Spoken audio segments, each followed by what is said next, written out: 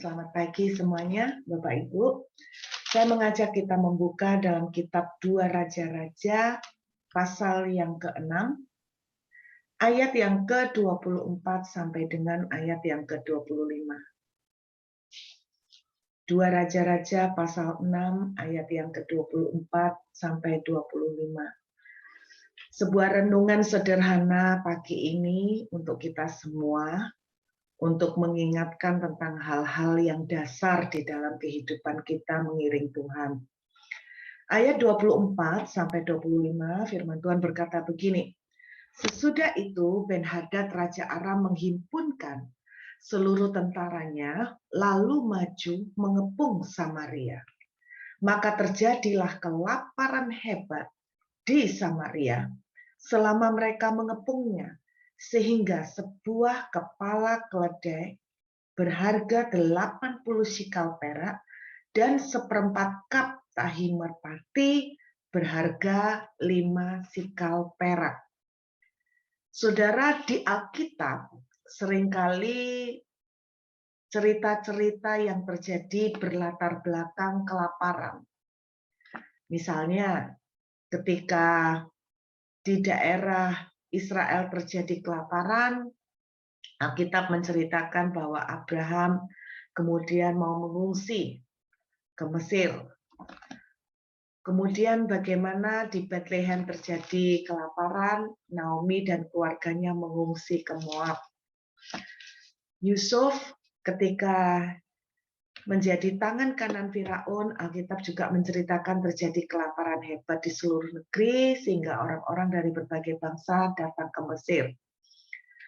Ketika Elia ada di tepi sungai Kerit, juga terjadi kekeringan dan kelaparan selama beberapa tahun. Jadi ada banyak sekali latar belakang kelaparan di Alkitab karena memang seperti saya pernah cerita di Timur Tengah itu curah hujan itu sangat jarang. Tetapi kebanyakan cerita-cerita dengan latar belakang kelaparan yang terjadi di Alkitab kebanyakan disebabkan karena kurangnya curah hujan. Seperti kisah Elia di Sungai Kerit. Terjadi bagaimana beberapa tahun tidak ada hujan sama sekali. Karena tidak ada hujan, maka tanaman nggak bisa tumbuh. Karena tanaman tidak bisa tumbuh, maka makanan menjadi terbatas, sehingga akhirnya terjadi bencana kelaparan. Kalau selama ini banyak cerita kelaparan di Alkitab disebabkan karena tidak ada hujan yang turun. Karena latar belakang kekeringan yang terjadi. Sehingga stok makanan menjadi berkurang. Tetapi di dalam 2 Raja-Raja pasal yang ke-6, kita bisa melihat kelaparan yang terjadi di sini bukan karena tidak ada hujan, saudara. Perhatikan baik-baik.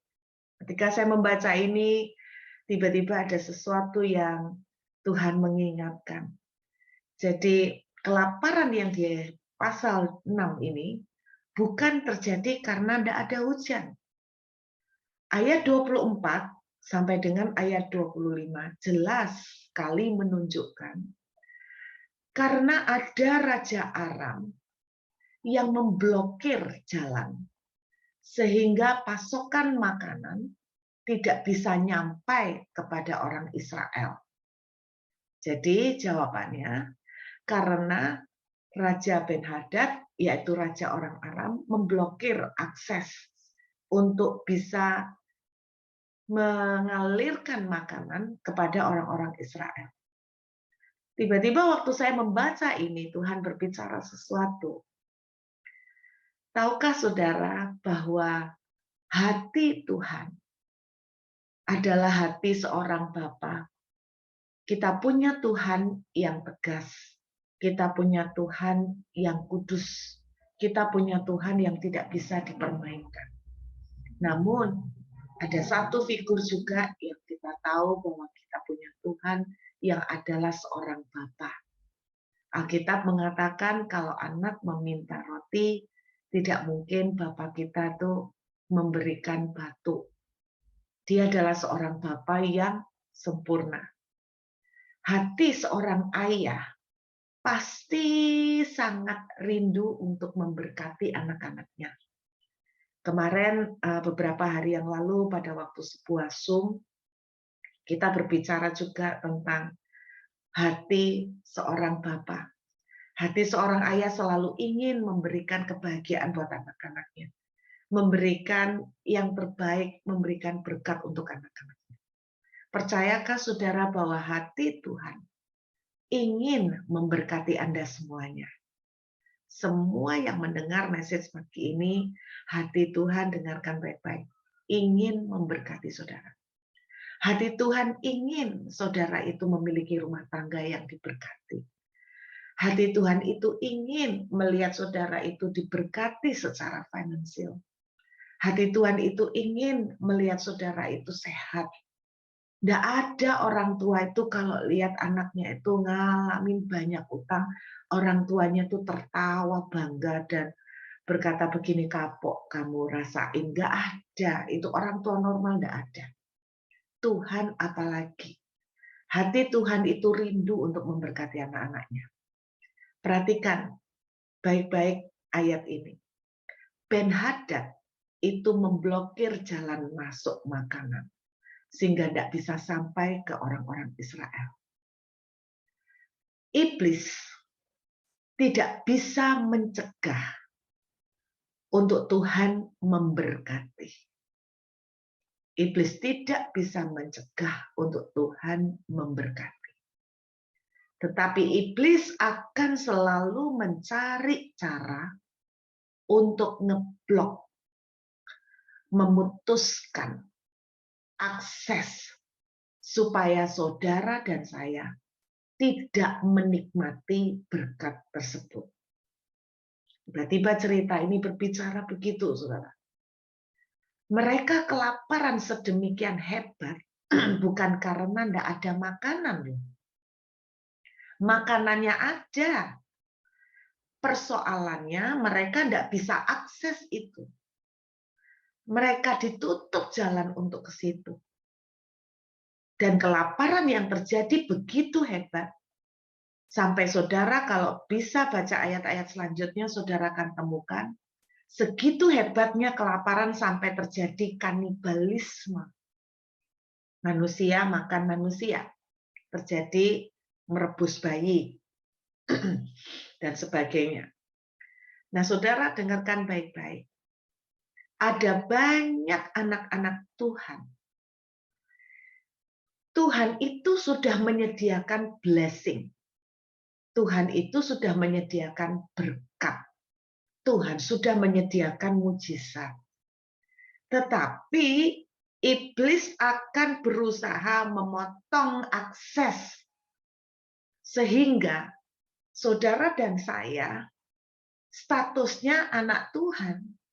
Tapi kita tidak pernah bisa mengakses blessing tersebut.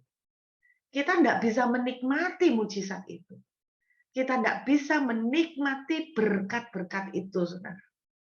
Iblis akan selalu berusaha untuk mencari cara menyumbat. Mencari cara untuk menghalangi sehingga kita tidak bisa menikmati berkat yang Tuhan sudah sediakan.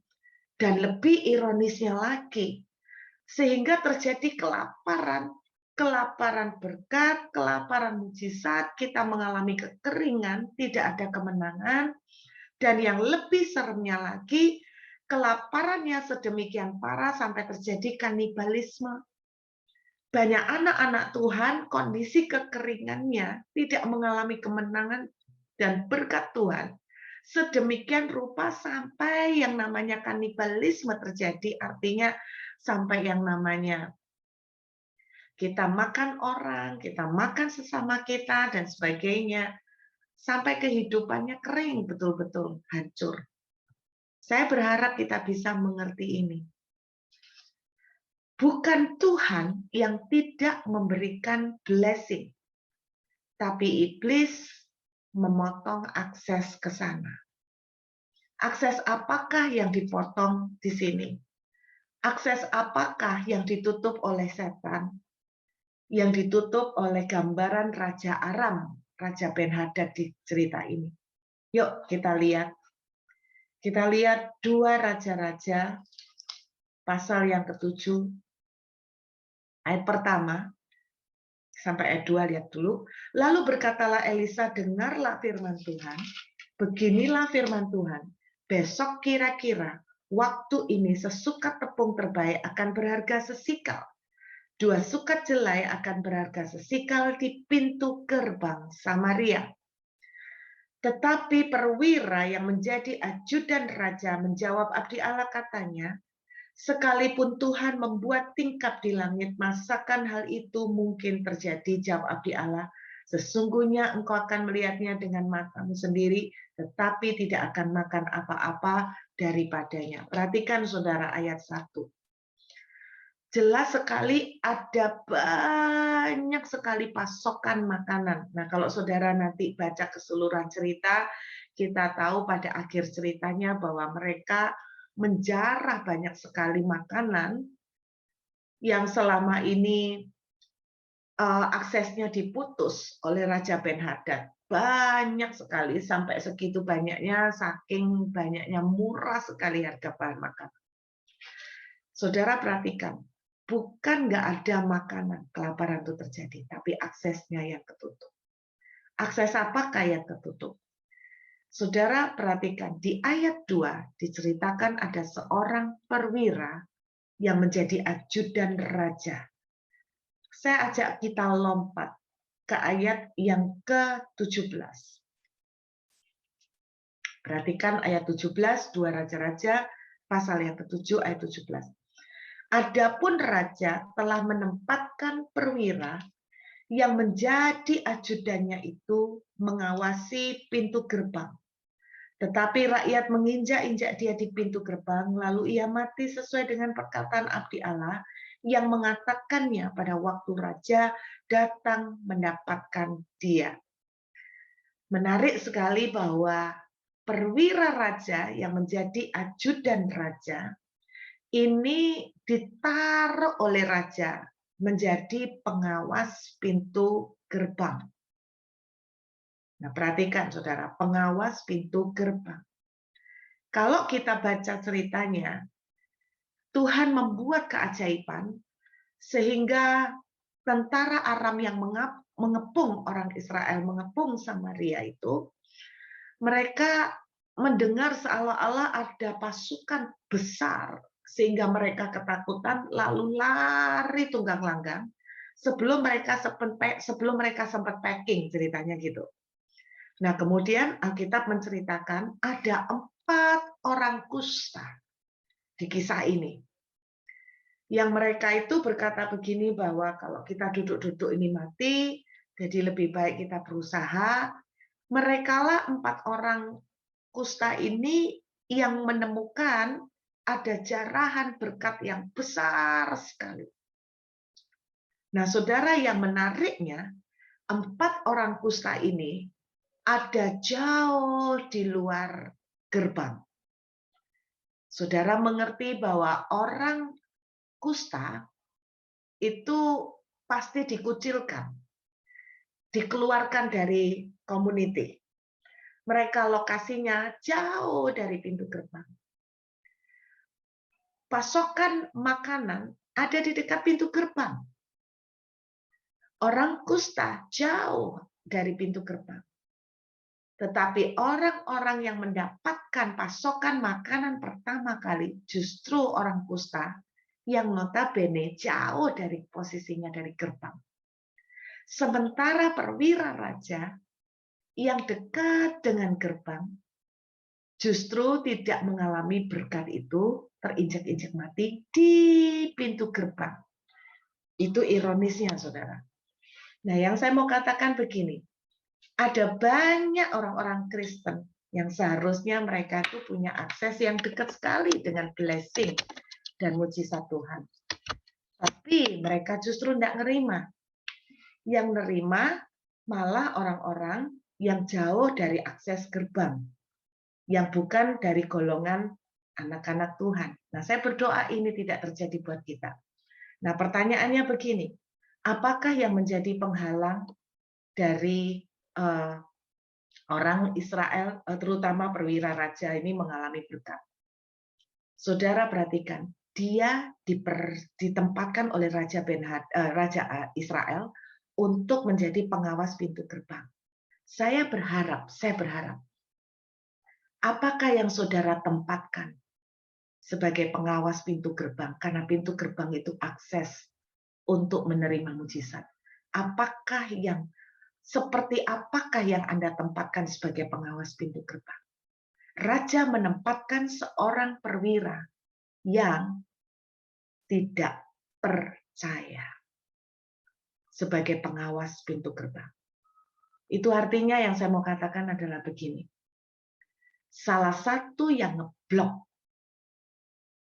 sehingga perwira ini nggak bisa ngalamin blessing adalah karena ketidakpercayaan. Salah satu yang ngeblok menghalangi saudara dan saya untuk mengalami mujizat dan berkat dari Tuhan karena ketidakpercayaan. Satu kali Alkitab menuliskan di dalam Injil Markus pasal yang ke-6. Yuk kita lihat sebentar saudara, Injil Markus pasal yang ke-6, ayat yang ke-6 saudara. Injil Markus pasal yang ke-6, ayat yang ke-6. Markus pasal 6 ayat yang ke-6. Kita lihat ayat yang ke-5, dari ayat ke-5 sampai ke-6. Ia tidak dapat mengadakan satu mujizat pun di sana. Perhatikan, Yesus tidak bisa melakukan satu mujizat pun. Perhatikan, kita selalu berkata Tuhan itu berkuasa. Tuhan itu mampu melakukan apapun. Tidak ada yang mustahil bagi Tuhan. Tapi tahukah saudara, ada satu hal yang mengeblok akses saudara untuk melihat dan menerima mujizat Tuhan. Lihat, kecuali menyembuhkan beberapa orang sakit dengan meletakkan tangannya atas mereka. Perhatikan ayat 6a. Ia merasa heran atas ketidakpercayaan. Salah satu pintu gerbang yang tertutup, yang ngeblok, yang menyumbat pintu gerbang itu adalah ketidakpercayaan. Saudara, di kitab Yakobus dituliskan begini, jika kamu meminta sesuatu, janganlah ada kebimbangan. Sebab orang yang bimbang seperti ditiup oleh angin, dia tidak akan mendapatkan apa-apa. Nah, saudara perhatikan, satu hal yang kelihatan simple dan kelihatan basic sekali, tetapi ini fatal, yaitu yang namanya keraguan atau ketidakpercayaan. Keraguan itu sama dengan tidak percaya. Jadi jangan bilang bahwa orang ragu itu setengah percaya. Kalau kita ragu, berarti kita itu tidak percaya. Ketidakpercayaan akan menghalangi berkat. Apa yang saudara percayai, itulah yang saudara akan dapatkan. Itu iman. Iman adalah dasar dari segala sesuatu. Ya, saya mau katakan kalau kita tidak mempercayai atau meragukan, itulah yang berarti kita percayai. Contoh, kok bilang begitu sih Bu, kok bulat? Saya pernah ngomong bahwa iman, ketakutan itu adalah iman yang terbalik atau iman yang negatif. Kalau saudara itu ragu, Tuhan akan menolong menyembuhkan saudara, berarti saudara itu lebih percaya bahwa saudara kemungkinan besar untuk sakit dan mati. Kalau saudara itu meragukan kesembuhan, berarti saudara lebih mempercayai kesakitan. Dan itulah yang akan terjadi menimpa kita. Makanya sangat bahaya sekali apa yang saudara percayai. Hari ini ketika saudara sedang mengalami kondisi kelaparan, dengarkan. Bukan Tuhan tidak menyediakan makanan, tetapi akses itu kita blok. Bagaimana cara kita mengeblok akses? Dengan kita ragu akan Tuhan. Kita tidak mempercayai. Saya sering kali katakan, iman sebesar biji sesawi bisa memindahkan gunung. Tetapi keraguan sebesar biji sesawi akan membatalkan gunung untuk bergerak. Amin. Iman sebesar biji sesawi bisa memindahkan gunung, tetapi keraguan sebesar biji sesawi akan membuat gunung nggak jadi pindah. Mujizat apa yang sedang saudara tunggu hari ini? Jangan sampai terjadi keraguan saudara, ketidakpercayaan saudara akan menutup pintu gerbang berkat buat kita. Di dalam Roma 10 ayat 17 berkata begini, iman timbul dari pendengaran akan firman Tuhan. Jadi bagaimana caranya supaya kita itu tidak ragu? Saudara, saya itu pernah membaca satu buku yang mengubah saya tentang soal iman. Dia cerita, dia pakai ilustrasi bahwa kalau kita itu antara ragu atau beriman, itu diumpamakan dengan sebuah objek yang ditarik oleh dua kuda. Kuda yang satu menarik ke arah kiri, kuda yang satunya lagi menarik ke arah kanan. Objek yang kita tunggu itu adalah mujizat yang kita sedang doakan. Kuda yang ke arah kiri kita katakan sebagai kuda dengan keraguan, dengan ketidakpercayaan. Kuda ke arah kanan adalah kuda iman. Mana yang kuat, maka objek itu akan bergerak ke sana. Kalau kuda yang kanan bergerak lebih kuat, maka objek itu akhirnya akan ikut ke kuda yang kanan, ke arah kemenangan, dan sebaliknya. Persoalannya, ada satu kali seorang bapak yang anaknya kerasukan setan berkata sama Tuhan, aku percaya Tuhan, tolonglah aku yang tidak percaya ini. Kenapa dia bisa berkata aku percaya, tolonglah aku yang tidak percaya? Itu karena ada keraguan di dalam dia. Ada perjuang, ada struggle, ada peperangan karena keraguan. Saya tahu kita semua yang namanya ragu itu sering terjadi. Nah, dengarkan baik-baik. Bagaimana cara kita membuat kita itu bisa, iman kita itu, rasa percaya kita, iman yang positif itu lebih kuat daripada keraguan kita. Roma 10 ayat 17 mengatakan adalah dengan mendengar. Seberapa banyak firman yang saudara dengar, maka saudara memberi makan kuda yang kanan.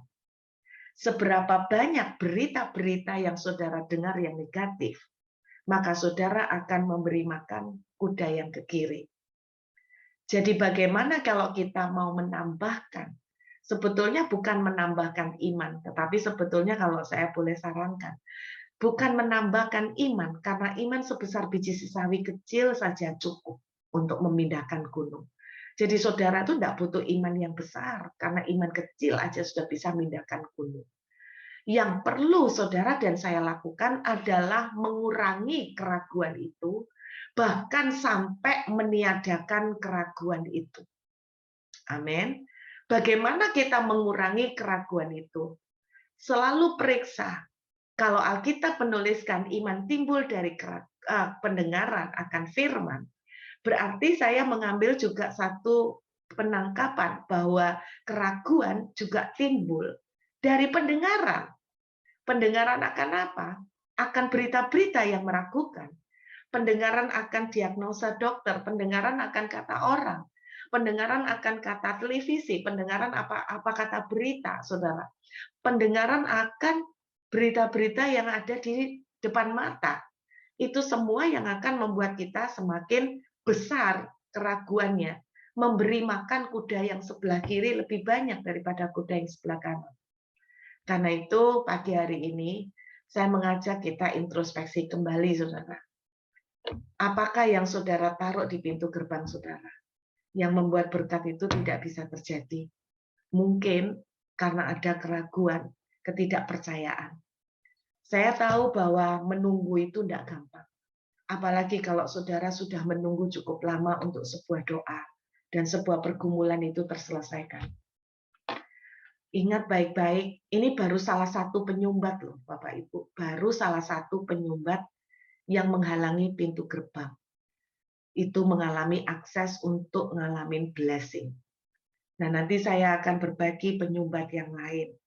Saudara, kenapa orang-orang kusta yang ada di jauh di pintu gerbang mereka bisa dapat akses itu?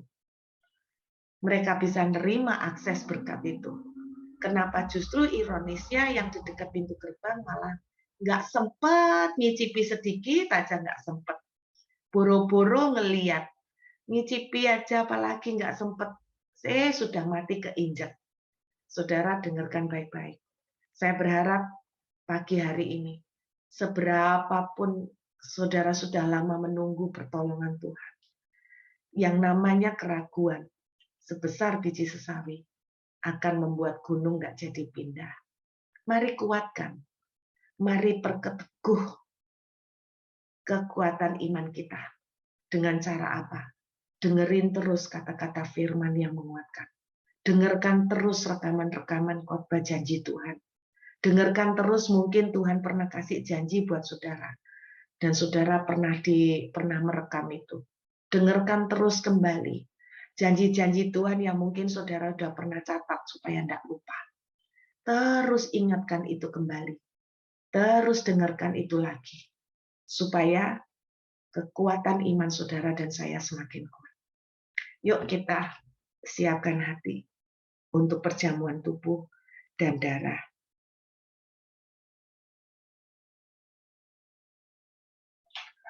Terima kasih Tuhan. Boleh saya minta teman-teman pemimpin pujian,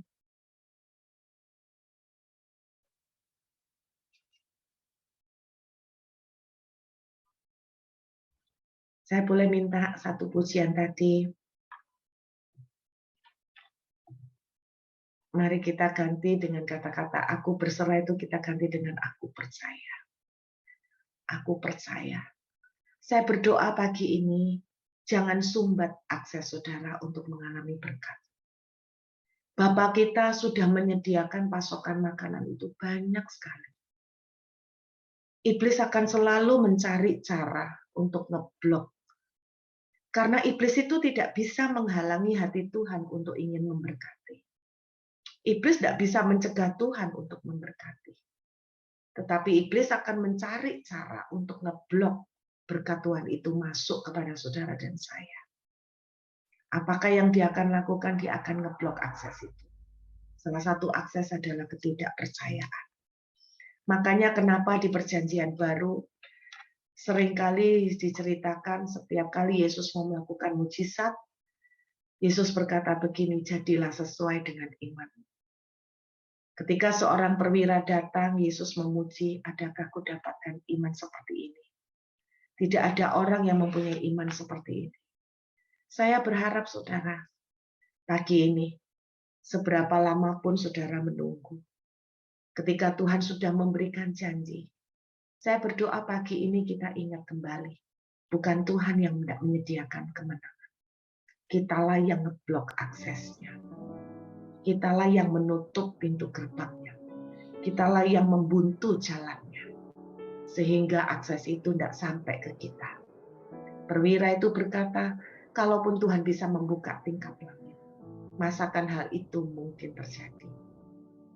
Pagi ini, ayo kita introspeksi. Adakah mungkin kita itu ragu? Ingat saudara, tidak butuh iman besar untuk menggerakkan mujizat. Sama, tidak butuh keraguan banyak untuk membatalkan mujizat. Cukup keraguan kecil untuk membuat mujizat itu tidak jadi datang. Untuk membuat saudara tidak menang. Apa? Keraguan kecil. Mari kita perkuat.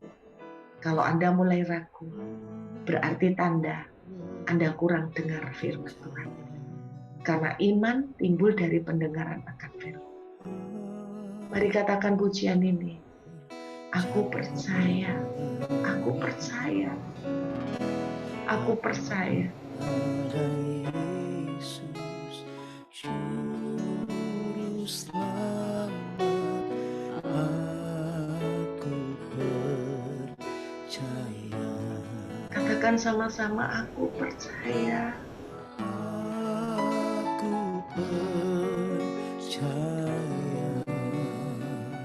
percaya Tuhan bahwa tidak ada yang mustahil bagimu. Walaupun secara nalar tidak bisa aku akses, secara nalar tidak bisa aku mengerti.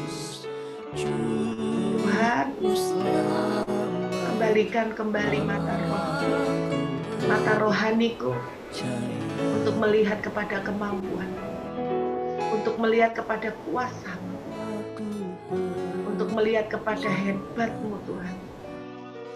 Alihkan mata hamba-hamba-Mu Tuhan untuk tidak melihat kepada fakta-fakta yang negatif, tapi alihkan mata rohani kami, telinga rohani kami melihat kepada-Mu, melihat kepada kuasa-Mu, mengingat kepada kehebatan-Mu. Terima kasih Tuhan. Sekali lagi sama-sama katakan, aku percaya Tuhan.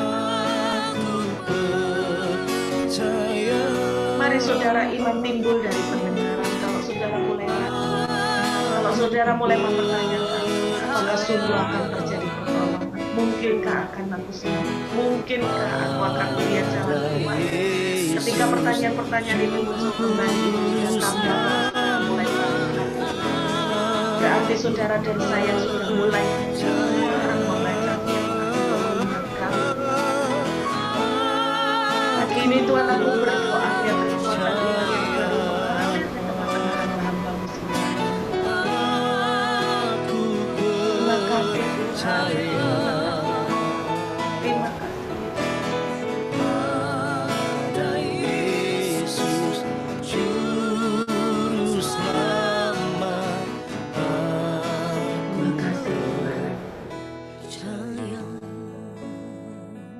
Mari saudara, kita ambil roti di tangan kanan kita.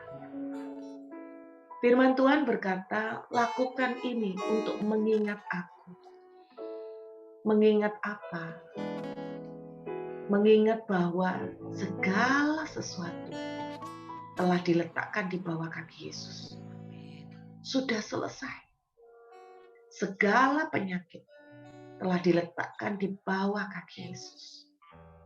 Efesus pasal 1 mengatakan bahwa ketika Yesus bangkit, kuasa yang Dia dapatkan diberikan kepada kita. Kuasa yang mengatasi segala nama. Jauh lebih besar dari segala nama. Nama apakah yang menjadi momok bagi saudara pagi ini? Nama penyakit, nama masalah, nama kesulitan,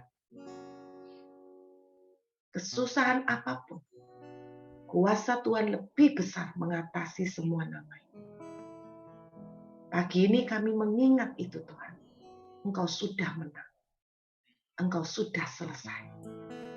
Dan saat kami makan roti ini, kami terima kesembuhan. Kami terima kemenangan itu tuntas terjadi. Terima kasih Tuhan. Kami makan dengan iman percaya. Dalam nama Yesus, mari kita makan dengan iman.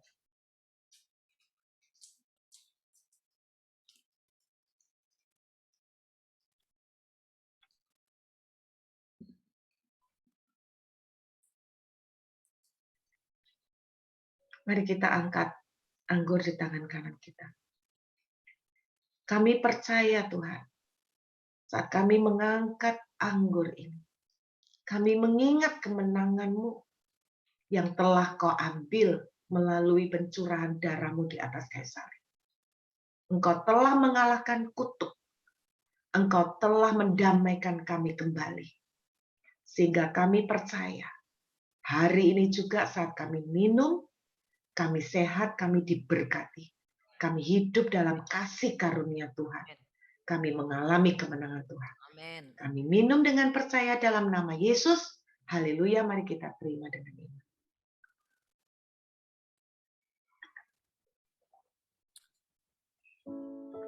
Terima kasih Tuhan. Kami mengucap syukur. Biar hati kami makin hari makin kuat. Oleh karena iman percaya kami kepadamu. Di dalam nama Yesus. Amin.